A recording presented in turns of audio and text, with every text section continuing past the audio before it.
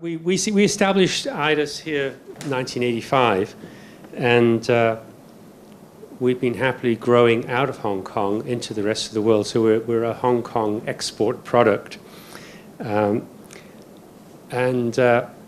will have been to Shanghai already, and you will have seen the incredible growth of that city and the power of Shanghai.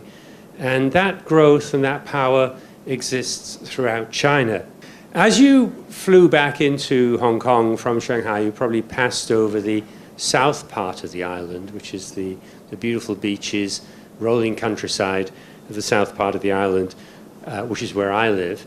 And people have often remarked to me, said, well, it looks like you never left St. David's. Soon the speed of development of China will make it the largest economy in the world. And with 1.4 billion, and I prefer to say 1,400 million people, it's nearly double the size of Europe. China has the world's largest population by far, and the most commonly spoken language. 3 times as many people speak Putonghua as English or Spanish.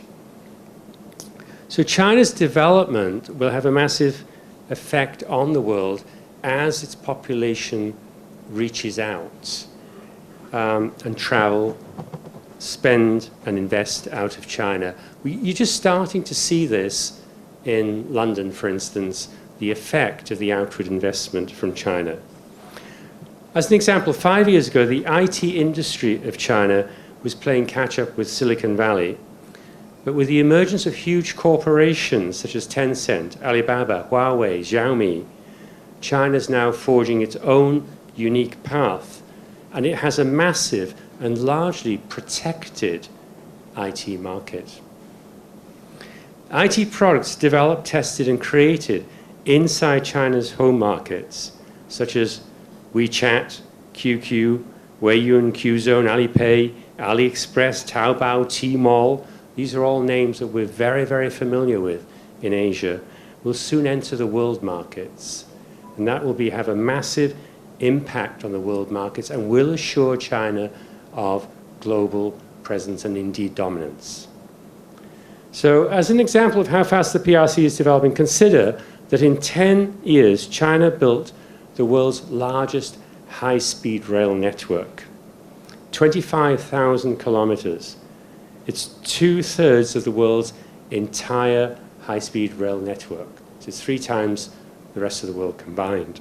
China absorbed and improved upon the technology of the world's 4 high-speed rail manufacturers, and China's now, in turn, exporting that technology to the rest of the world through the President Xi's policies to export.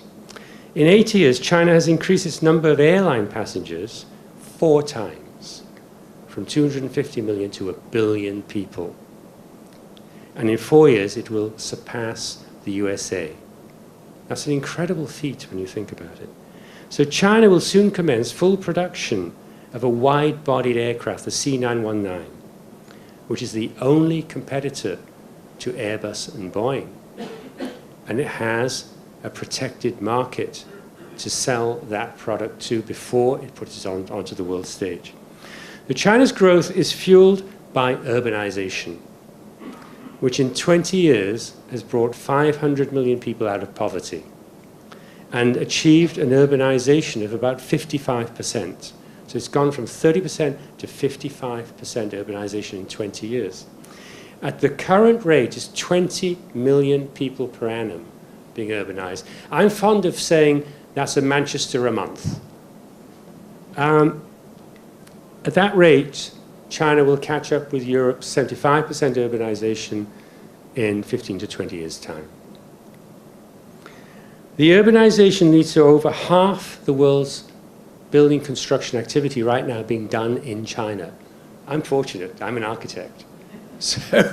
So I have the world's largest market sitting on my doorstep, and we're very busy indeed.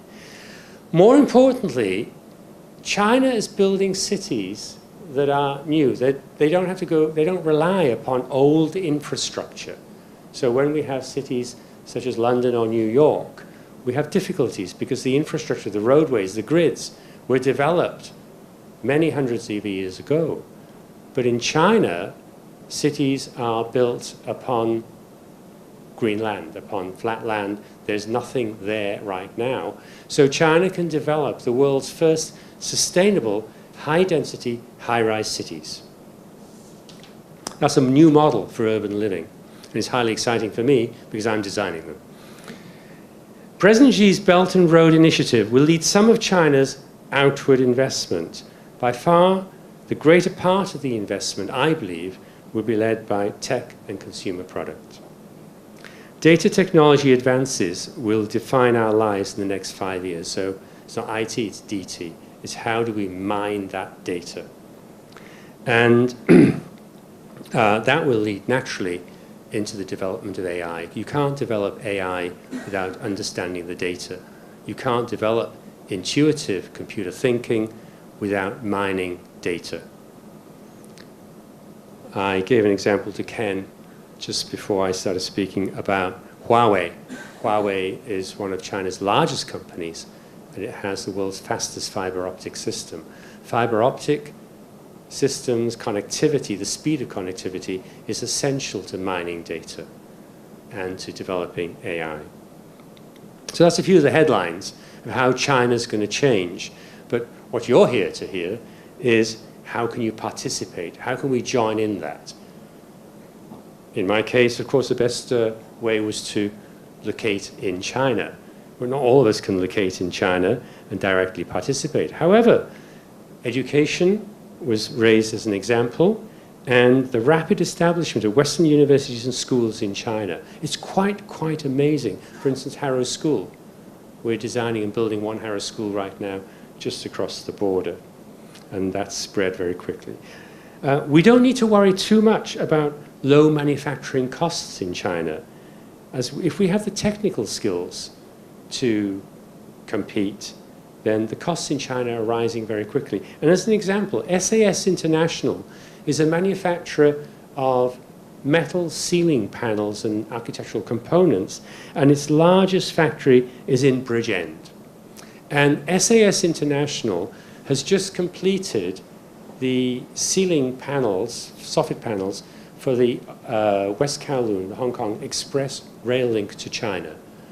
And the reason they could compete successfully against Chinese companies was because there's 2,000 different panels there.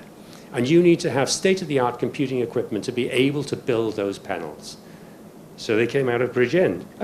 We can facilitate China's overseas growth and investment, forming partnerships with Chinese companies and offering business gateways for China's investment in the West. This outward investment, and this is where the DIT can help enormously. And also the HK TDC can help enormously to link you people up with potential partners who are investing out into Europe. And I gave an example again about Huawei might indeed be very interested in coming into South Wales. Further potential investment opportunities are venturing on the Belt and Road initiatives. Now, Belt and Road is a catch-all for anything that invests out of China. Is President Xi's sort of, yes, Belt and Road, we did it. Examples, of course, would be the rail networks in South Wales, though that is potentially more of an MTR Hong Kong proposal than initially a mainland China proposal. But we have designed for Djibouti, Newtown, that's China merchants coming out of China. You've also got many infrastructure potentials such as Jakarta coming out of China. Some Western products are of interest to emergent China, including design and branded products. Indeed, some Chinese companies are rapidly acquiring design houses, such as Lanvin, Wolford, Aquascutum, and Club Med. So branding is very important to China. China has not developed its own brands yet. So it's looking to acquire brands, acquire history, acquire design know-how, and therefore value added. 30% of China's outbound M&A investment is in consumer products. 30% is utilities and energy, and 15% is communications and technology. So there's a big focus there. That 30% includes branded products. And I believe we have Welsh Water, here, those beautiful blue bottles represented, which will sell very well in Hong Kong and indeed in China. So as it grows, China needs foreign know-how, skills, education, and networks in just about every area, from service industries to design houses, market networks, education, consultancy, entertainment, and technology. China is an infinitely vast and growing market. You can position yourselves almost anywhere in that market if you have the skills, the product, and the determination. Croeso i Hong Kong and to China.